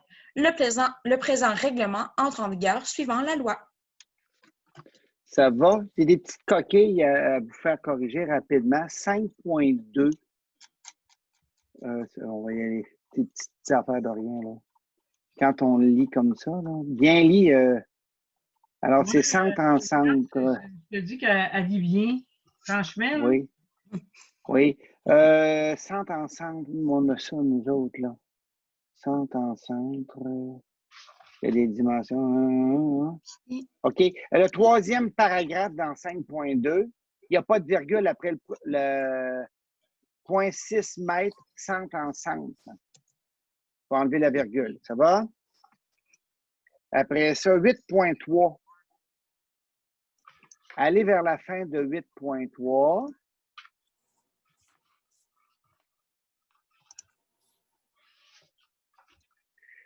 Le 4. Ouais, c'est ça. Pas picot avec 8.4, distribué 8.4. Pas picot avant. C'est où ça? Attendez un petit peu. 8.4 dans ce cas-là. 8.4 avant. Ah, je pense qu'il y a deux 8.4, ma chère. Oui, il y a ça. Il y a deux 8.4. Oh. OK? OK. Mineur, autorisation. C'est le deuxième 8.4, là. Juste avant. Arrosage des végétaux. Le deuxième arrosage des végétaux. Celui qui concerne les asperceurs amovibles. OK? C'est une coquille qu'on n'avait pas vue, là. L'arrosage des haies, arbres, arbustes et autres végétaux par des asperceurs distribués, il n'y a pas d'affaire là. OK. Le voyez-vous? Oui. Ça va? On sait que c'est l'eau qui est distribuée, mais distribuée n'a pas le même sens. Et puis à 9.3, c'est une autre affaire aussi qui est issue de l'autre règlement. 9.3, la deuxième ligne, c'est que le propriétaire ou son représentant autorisé, pas le consommateur. J'ai fait faire de la recherche par les mots le consommateur est là uniquement à cet endroit-là. Donc, 9.3, deuxième ligne, remplacer consommateur par le propriétaire. Bon? Moi, j'avais une petite question. Oui. On avait dit que le contribuable, on voulait comme pas le. Il y en a-tu là quelque part? Ben, il y en a un à Oui. 5.7. Oh, attends un peu, on va aller le voir parce que je croyais qu'ils avaient tout enlevé. Ben, tu sais, il y a une place où il l'a, mais ça convient. C'est pas pour remplacer propriétaire, mais là, ici, je n'étais pas sûre, le 5.7, là, à la fin du premier paragraphe. Ah, OK, étant à la charge du propriétaire. Parce qu'on a vu, Nathalie, 5.7, fin du premier paragraphe. Bravo. Ben, moi, j'ai fait faire la recherche par mon moteur de recherche, puis il ne me l'avait pas signalé, celui-là. Ça va, Nathalie? J'y arrive. Attendez-moi un petit peu. 5.7. Premier paragraphe, dernier mot. OK. C'est proprio. C'est beau? Oui. Ben, bravo, tu as des bons yeux en plus de lire. C'est beau. S'il n'y a pas d'autres commentaires sur ces petites coquilles-là, c'est la J'ai un version... commentaire, moi. Oui, M. Lapointe. J'ai un commentaire sur le 5.3. Oui. On donne l'accès entre 7 et 19 heures aux officiers municipaux, mais on ne met pas d'exception en cas de problématique exceptionnelle pour avoir un accès 24 heures. C'est comme si entre 7 et 19 heures, on oblige les personnes à céder l'espace, mais en cas de bris quelconque ou en cas d'exception d'urgence, on ne donne pas. Oui. Moi, je pense que l'article 492 le permet de rentrer en tout temps. Puis là, il recommande, il balise entre 7 heures et 19 heures, mais il le donne, écoute, là, si ça saute à quelque part, ils vont avoir le droit de rentrer. C'est sûr, sûr. C'est beau. Ça va, c'est la version 7 que vous avez, là. Il y a eu plusieurs versions avant pour essayer de trouver une logique parce qu'à chaque fois qu'on finissait une version, ça c'est compliqué, c'est pas simple. Bon, voilà. Fait que, s'il n'y a pas d'autres commentaires, j'accepterai une proposition. Ça va. Alain propose. Alain Parent propose. Quelqu'un demande le vote. C'est adopté. Alors, on est rendu donc au point, attendez un petit peu, 192. Mandat pour la vérification annuelle des débitmètres. Alors, en vertu de la stratégie sur l'économie de l'eau potable, maintenant, chaque municipalité qui a un réseau municipal doit faire vérifier annuellement ses débitmètres. Alors, il y a une seule entreprise qui le fait au Bas-Saint-Laurent, c'est Écolo. On a eu une soumission. Est-ce que vous voulez lire la résolution, Mme Blais? Oui. Mandat de vérification annuelle des débitmètres du réseau d'eau potable, offre de services professionnels. Attendu que la stratégie d'eau potable oblige les municipalités à faire calibrer annuellement les débitmètres du réseau d'eau potable. Attendu l'offre de service de la compagnie Écolo pour la vérification annuelle des débitmètres. Attendu que l'offre de la compagnie Écolo sera réalisée avec des équipements et personnels spécialisés en adéquation avec les règlements et bonnes pratiques les plus à jour dans le domaine RDPE et SQEEP. Attendu qu'un rapport complet sera remis pour chaque instrument vérifié. Attendu que les instruments visés et les coûts sont désignation eau brute réservoir, détail des essais, un débitmètre de référence au coût de 2 090 $, Distribution réservoir, 3 débitmètres de référence, c'est inclus. Attendu qu'une option pour 3 ans, intervention 2020, 2021, 2022, incluant un rapport annuel 1950 par année. En conséquence, il est proposé et résolu que le conseil municipal accepte l'offre de service de la compagnie Écolo pour les 3 ans, soit 2020, 2021, 2022, pour un tarif annuel de 1950 plus taxes. Des questions? Oui. Quelqu'un? Oui, M. Parent. Qu'est-ce que c'est RDPE puis SQEPP? EEP. Les troisièmes attendus. Bonne question. Il faudrait trouver l'information et l'écrire au complet pour que ça ait un sens. Je vais vérifier si dans leur offre de service, c'est mentionné quelque part. Dans le domaine RDPE, Non, mais je vais vérifier, Alain, puis je vais le mentionner. OK. C'est des obligations réglementaires, gestion des eaux, que ce soit dans le cadre du RDPE, SQEPP ou plus récemment du ROMAE. Toutes les villes doivent procéder à la vérification sur leur suite. Bon, blablabla. C'est des acronymes techniques, mais il faudrait le marquer. Bon, c'est ça. Ça me réfère. Bon. OK. Ça va? Une excellente question. Quelqu'un en fait la proposition de cette résolution-là? Suzanne. Suzanne propose. Quelqu'un demande le vote? C'est adopté. Le point 7, achat de pompes doseuses pour l'eau potable. Madame Blais, tantôt, on a passé d'un compte une pompe doseuse. C'est pas la même chose, là. C'est pas la réparation qu'on a passé tantôt? Ah, peut-être. C'est 500 $, me semble. Il me semble que c'était ça, la réparation. OK.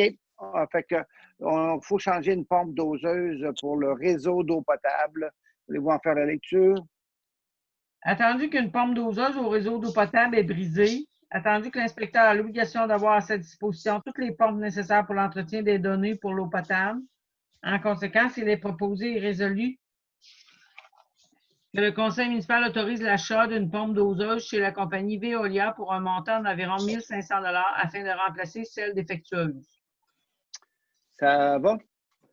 D'autres questions? Guy il avait reçu la vraie proposition, puis c'est une petite affaire moins, je pense que c'est 1495, quelque chose de même. Je dis c'est correct. Ouais. Plus taxe. Bon. Il y a le environ avant. Une proposition? Guy Lapointe propose. Guy Lapointe, quelqu'un demande le vote? C'est adopté. Sécurité civile, ça fait un bout de temps qu'on a reçu une demande de la municipalité de Saint-Alexandre de signer un plan d'entraide intermunicipal. Intermunicipal ne prend pas de E en matière, puis municipal, pas de sécurité civile. C'est rien de le ratifier, c'est qu'on va pouvoir, en cas d'intervention, on se prévaut de la possibilité d'emprunter du matériel de Saint-Alexandre ou de Saint-Joseph.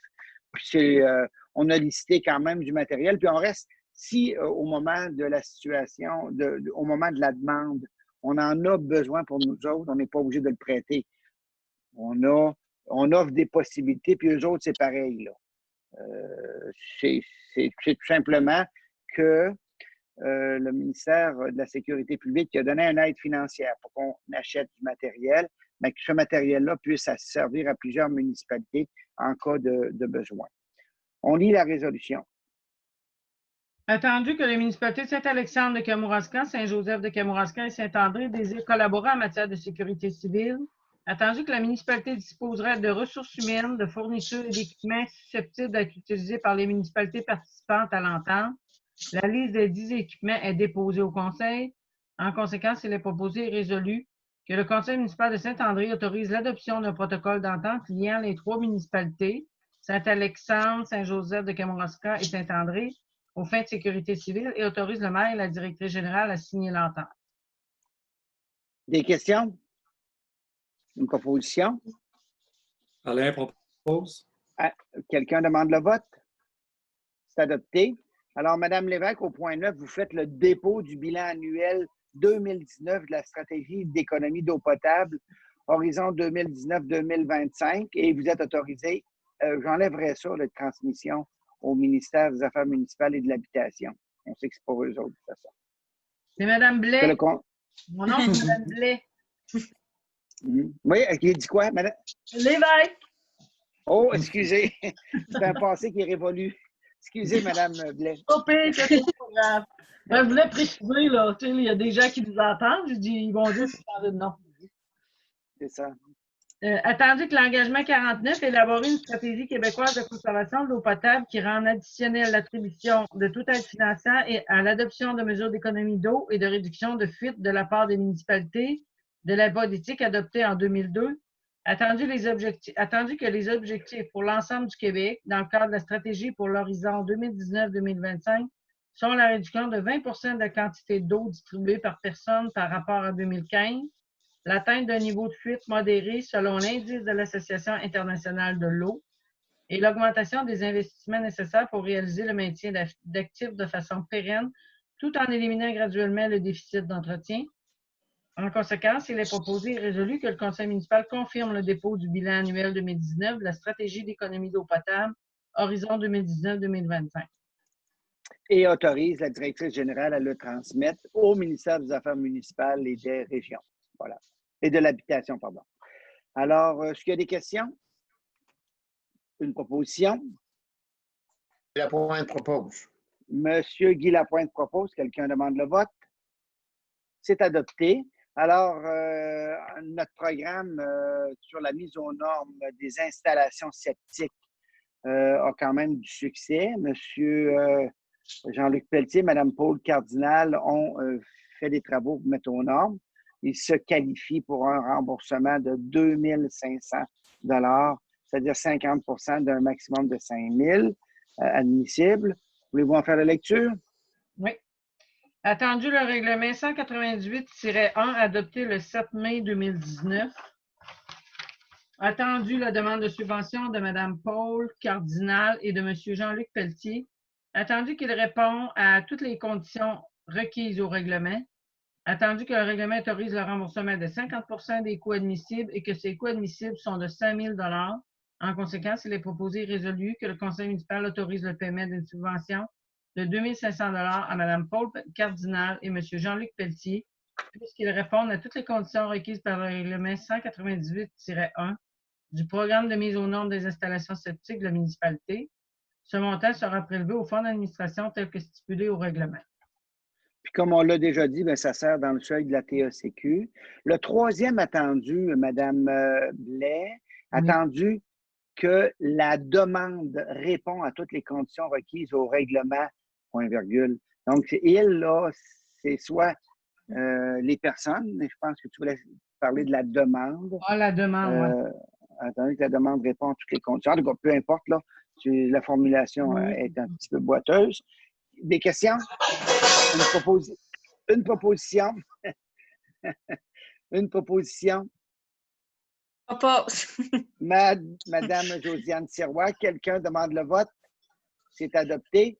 Alors, le point 11. Alors, c'est l'objet de la rencontre qu'on a eue dans le mois de juin à Saint-Alexandre pour l'achat d'un camion échelle. L'achat d'un camion échelle qui serait acheté par le service de sécurité incendie et financé à même la réserve de 110 000. Alors, le camion en question, ben, vous l'avez lu, là, il a été inspecté, il a été analysé. C'est un camion modèle E1, modèle H580 en tout cas, il y a des morceaux qui ont parti. Hein. Tu as fait un copier-coller, Nathalie, puis à droite, là. Mais c'est pas grave, là, on a l'essentiel. Selon les gens de Saint-Alexandre qui l'ont inspecté, c'est quand même un bon camion qui répondrait aux besoins. Maintenant, l'entente qu'on a avec Saint-Alexandre-Saint-Joseph ne permet pas actuellement d'acheter ces gros morceaux-là. C'est pour ça que il y a une deuxième partie dans la demande, c'est d'autoriser, de modifier l'entente pour permettre cet achat-là. Et bon, parce qu'on aurait dû modifier notre entente qui est venue à échéance au 31 décembre 2019. On aurait dû la modifier pour que ça nous donne le droit d'acheter des équipements éventuellement. L'entente n'a pas été modifiée, puis là, on achète l'équipement. J'espère que ça va mettre de la pression sur la municipalité pour qu'on nous propose une entente dans les meilleurs délais. Mais en adoptant cette résolution-là, l'achat de ce camion-là, il faut modifier l'entente pour se permettre de l'acheter. Ça semblait un achat raisonnable. De toute façon, sur les 110 000, ils vont prendre à peu près 76-77 000 pour acheter le camion. Faut prévoir aussi un peu de mise à niveau. Mettons que ça peut se rendre à 85-90 000, mais c'est quand même un équipement intéressant qui va nous permettre d'affirmer notre autonomie face aux autres services, celui de Saint-Pascal et celui de Cam-Ouest et la Pocatière. Voilà. Il y avait quand même pas mal de documents là, qui accompagnaient cette demande-là. J'ai une question. Oui. C'est que il a été marqué qu'il n'y avait pas lieu d'avoir d'inspection, mais normalement, tous ces véhicules, on a l'obligation qu'ils soient inspectés par le ministère du Transport pour qu'ils puissent rester dans le chemin. Puis c'est la même chose pour nos véhicules. Donc, est-ce que ce véhicule-là a été inspecté par le ministère des Transports et est conforme? Sur la conformité, je pense, j'ai vu les mêmes documents que vous autres, là. La lettre d'intention, la connaissance du véhicule, lettre à la municipalité, je ne sais pas si c'est dans lequel. Mais ce qui est sûr, c'est que moi, je pense que je fais confiance aux gens de Saint-Alexandre là-dessus. Ils ont vérifié suffisamment la conformité moi, je pense de cet achat. J'oserais mettre un conditionnel qui soit vérifié par le ministère du Transport parce qu'ils sont tellement minutieux que si eux trouvent des bébelles, parce que là, on parle de problématiques mécaniques qu'on trouve au niveau du moteur, mais le ministère du Transport, c'est tellement minutieux au niveau des conformités réglementaires que ça ne coûte pas cher là, de l'exiger, un rapport du ministère du Transport. Bien, que le camion, que le véhicule en question soit vérifié par le ministère des Transports avant son acquisition. Répondre aux normes du ministère des Transports pour un tel véhicule avant son acquisition. Oui. C'est beau? Oui. Bon. C'est raisonnable, c'est pas excessif du tout. Là. Mais il y a beaucoup de matériel. Ça fait partie d'un standard, mais sauf qu'il faudrait peut-être le commander. Là. Ouais. Ça va. On est capable d'ajouter ça, Nathalie? Oui. Oui, c'est beau. D'autres commentaires? Moi, ce que je vois, c'est que graduellement, les équipements vont s'en aller propriété du service au fur et à mesure qu'il faudra les remplacer. C'est ça la porte qui est ouverte. C'est ça. Mais c'était notre souhait. C'est ce que...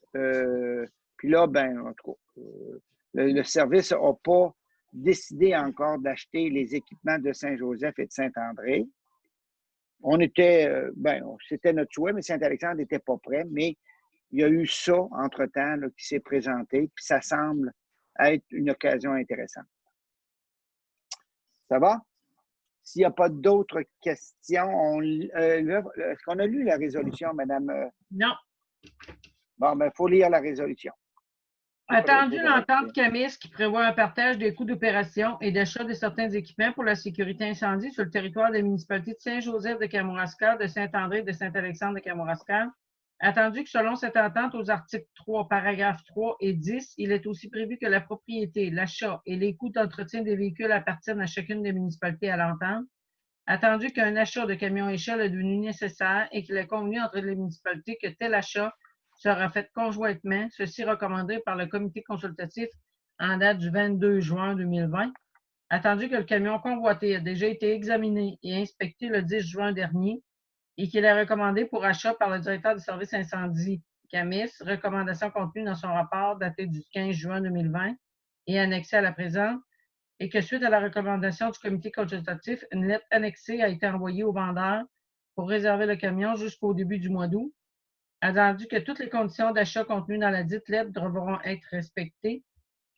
Je pourrais rajouter ça là, et répondre aux normes.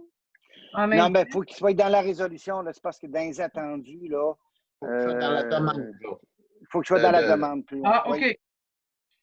En conséquence, il est proposé et résolu d'autoriser la municipalité de Saint-Alexandre à procéder à l'achat du camion de marque E1 modèle H580 Cyclone de l'année de construction 1997, ayant 22 403 km au compteur, en très bon état, et ce, tel que décrit au rapport du directeur du service incendie Camis et datant du 15 juin 2020 et selon les termes contenus dans la lettre du 23 juillet 2020, signée par le directeur du service de sécurité incendie Camis et la mairesse de Saint-Alexandre au coût de 70 000 plus taxes.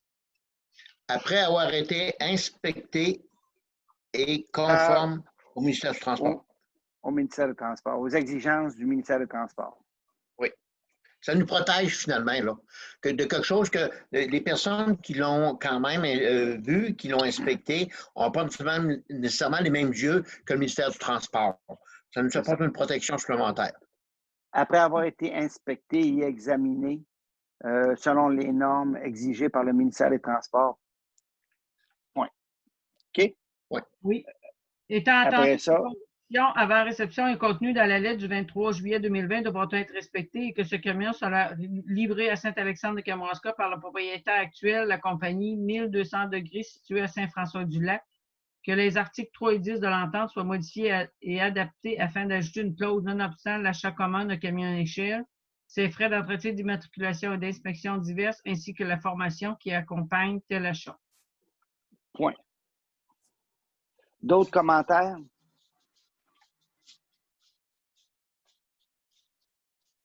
L'année passée, vous en rappellerez, là, on n'avait pas été d'accord pour l'achat de l'autre camion.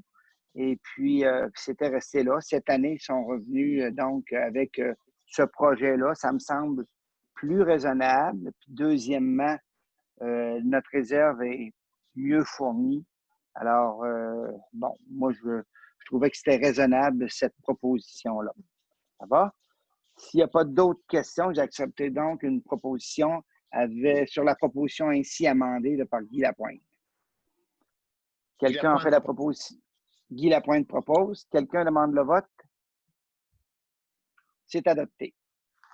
Le point 12, c'est qu'en vertu du Fonds Région et Ruralité, volet amélioration des milieux de vie, la municipalité peut recevoir une subvention de 10 000 à condition qu'elle rajoute un 20 du montant, si je ne me trompe pas, c'est ça. On a regardé, Josiane, Guy Vaillancourt et moi, la possibilité d'enrichir de certains jeux le terrain de jeu.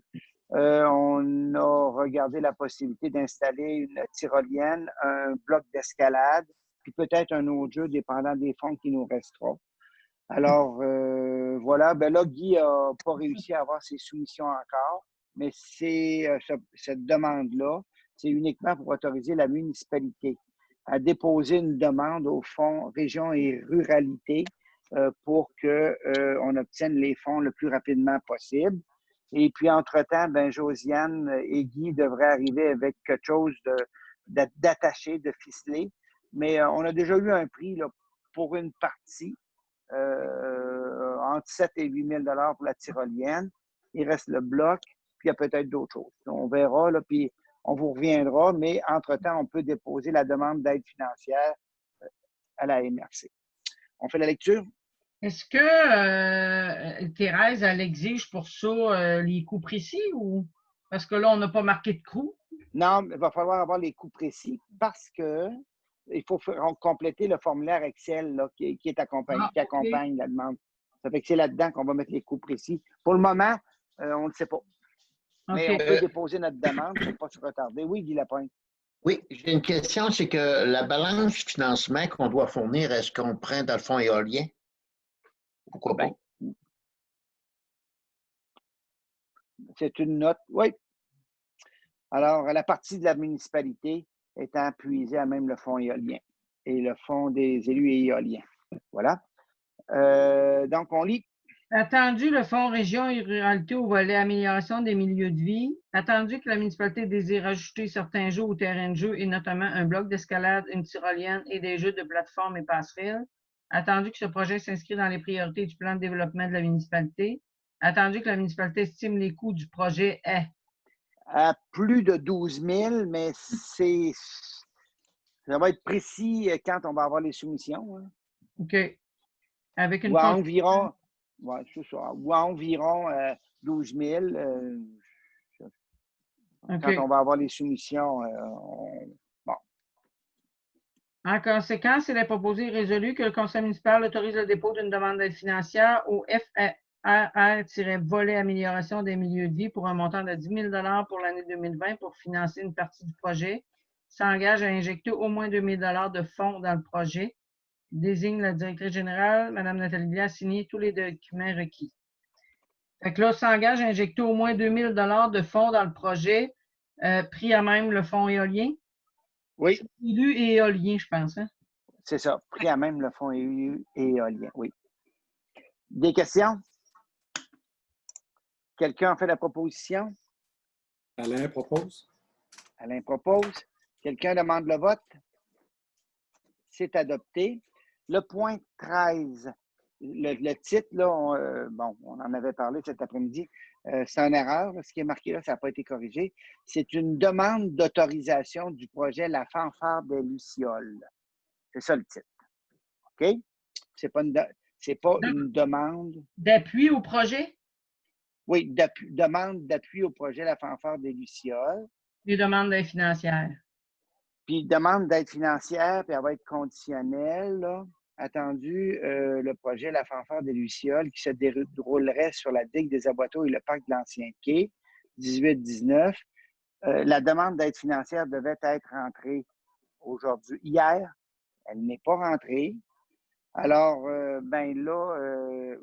moi, ce que je vous propose, c'est d'appuyer le projet, d'inviter la population à participer, puis d'octroyer une aide financière de 100 $ pour les frais d'organisation. Il y a eu une autre demande à part ça qui est rentrée, puis que là, on n'était pas confortable avec, puis on n'a pas eu de retour de leur part, des promoteurs, et qui voulaient que la municipalité s'engage dans un permis de la Régie des alcools, courses et jeux. Alors, en tout cas, on était inconfortable que de la boisson se vende dans un parc public municipal, même avec un permis. Fait que là, on n'a pas eu de retour, puis ça se peut que tout ça tombe, là. Mais je ne veux pas faire de séance spéciale pour l'autoriser. On a une demande générale qu'on appuie, mais les discussions, il y a pas mal de discussions encore à tenir. Puis le maximum de notre engagement, s'il y a lieu, serait de 100 $. Vous l'avez vu la semaine passée, je vous avais envoyé le courriel, je pense. Hein? Oui. Ça n'a pas changé depuis ce temps-là. Oui, c'est ça. Parce qu'il devait déposer hier l'ensemble. Puis ce qu'on a eu, c'est une demande pour un permis d'alcool, c'était présent. J'ai dit non, pas question de ça, là. Puis là, ben, Nathalie devait avoir un retour d'appel aujourd'hui, puis elle n'a pas eu. Fait que, bon. Mais puis là, est-ce que vous allez être contre s'ils demandent? Parce qu'il faut que la municipalité soit pour, sinon ils n'en feront pas. Ils n'en feront pas de demande de permis. Parce que là, ouais, c'est clair avec eux autres, là, je ne peux pas dire là, si c'était clair. Là. Parce que vous ne voulez pas qu'il y ait de permis, dans le fond. Non. Ben, je ne vois pas ça. Je pense qu'on est capable de faire une activité comme ils veulent le faire, sans boisson. Puis si les gens amènent leur propre boisson, ça, il n'y a pas de problème. Pour un permis de consommation. Ça, c'est un non, non, ouais, mais c'est même pas permis de consommer dans un parc public. C'est ça. Fait que, OK. Attendu le projet. Ça me semble c'est clair. La fanfare des Lucioles présentée par Mme Catherine Parent, projet qui se déroulerait sur la digue des Aboiteaux et le parc de l'Ancien Quai. Attendu que ce projet ajoute une activité originale, met en valeur le milieu et est ouverte à toute la population pour le 18 ou le 19 août 2020 selon la température. Attendu la demande d'aide financière adressée verbalement au maire ou je mets quoi comme demande? Verbalement. Verbalement. En conséquence, Verbalement. résolu que le conseil municipal appuie le projet, invite la population à y participer et octroie une aide financière de 100 $ pour les frais d'organisation. Une aide financière conditionnelle de 100 $ pour pas que ce soit automatique. Okay. Parce que je ne suis vraiment pas là. Bon. Mais c'est quelque chose d'intéressant. Mais écoute, là, j'ai l'impression que ça va s'organiser à la dernière minute. Puis les balises ne sont pas connues bien encore. Okay. J'aurais souhaité qu'on puisse échanger davantage, mais il n'y a pas eu de retour. Ça fait que, voilà. Puis, si le journal sort mercredi de la semaine prochaine, s'il n'y a pas eu de retour, ils ne seront pas annoncés dans le journal. Ça va être dans le procès verbal de la municipalité, mais rien de plus que ça. Ça va? Quelqu'un a fait la proposition? Est-ce qu'il y a des questions? Ça va? Quelqu'un a fait la proposition? Josiane. Josiane, quelqu'un demande le vote? C'est adopté. Point 14. Voulez-vous en faire la lecture? C'est oui. Qu'on a un radar pédagogique qui nous est loué par la MRC. On l'aurait au moins 2 semaines. Il serait installé dans le haut de la route de la station pour inviter les gens à rouler moins rapidement quand ils descendent la côte de la station. C'est pour informer le ministère des Transports que ça va être installé. Avis d'intention d'installer un radar pédagogique dans la route de la station, attendu que la municipalité peut louer un radar pédagogique de la MRC de Kamouraska et qu'elle souhaite l'installer dans la route de la station. En conséquence, il est proposé et résolu que le conseil municipal informe le ministère des Transports qu'il a l'intention d'installer un radar pédagogique en août et septembre 2020 en haut de la côte de la station à Saint-André. Ça va? Est-ce qu'il y a des questions? Bon, quelqu'un a fait la proposition. Je partais pour dire que c'était adopté. Suzanne propose, c'est bon. Quelqu'un demande le vote? Questions diverses, c'est plutôt tranquille de ce temps-là, à part le tourisme qu'il y a un peu partout, qui s'installe un peu partout. Oui. J'avais rajouté à la dernière minute là, la réparation de la pompe d'égout qu'on a reçue en dernier. Oui. On peut l'ajouter dans l'ordre du jour. Oui, c'est ça. C'est que, on vous rappellerait, au mois de juillet, on a autorisé la municipalité à acheter une nouvelle pompe pour mettre dans le PP1, PP2. Mais entre-temps, ça prend, on est encore à 2 mois de recevoir cette pompe-là. Et entre-temps, on est tombé en panne avec notre pompe qui agonisait. Il faut la faire réparer, puis le prix serait de, Mme Nathalie? C'est 3 630,92 plus taxes. Alors, on a le choix de fonctionner rien que sur une jambe, c'est-à-dire rien que sur une pompe, avec puis de tomber définitivement en panne, ou de la faire réparer celle-là en attendant que la pompe neuve arrive. On est rendu là. Fait que, oui. Moi, j'ai une réflexion. Si on regarde le coût par rapport à la désuétude, les autres pompes ont la même désuétude. On a prévu acheter une. Il faudra penser à avoir une réflexion si on ne devrait pas avoir plus qu'une de réserve, compte tenu de la désuétude de ces pompes. Parce que ça travaille beaucoup, oui, tout à fait, M. Lapointe. Fait que c'est 4 000 à peu près là, qui disent le coût de réparation. Oui, 3 630 plus taxes. C'est ça. On n'a pas d'autres avaries dans les égouts parce que c'est quelque chose qui n'a pas beaucoup de surprises, là. Mais ça n'est une assez désagréable. Est-ce qu'il y a d'autres questions? Quelqu'un en fait la proposition? Alain. Alain? Quelqu'un demande le vote? C'est adopté. Est-ce qu'il y a d'autres questions, Mme Blais? Non, c'est beau. C'est beau. On va aller tout de suite à la correspondance. Ben, ouais, c'est ça, correspondance. Ça va?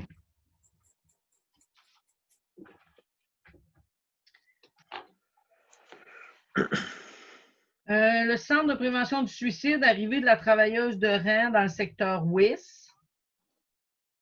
Il y a un avis de versement de l'aide financière Nouveau Fonds Chantier Québec. Le 182 000, on l'a reçu hier, je pense. L'aide financière pour les terrains de jeu. Pour le 182. terrain de loisirs. Oui. Et merci de Kamouraska. Copie du règlement 229-2019 sur le schéma d'aménagement qui a été envoyé au ministère. Ça va. Est-ce qu'il y a d'autres sujets? Alors, le point 16, la période de questions. Quelqu'un propose de la lever. Je vous invite à rester quand même en ligne. Quelqu'un propose de la lever? Josiane. Madame Sirois. Alors, l'Assemblée est levée à 21h15. Je vous remercie tout le monde. Bon, on arrête l'enregistrement. Ouais, moi, je suis très mal à l'aise. Un petit peu.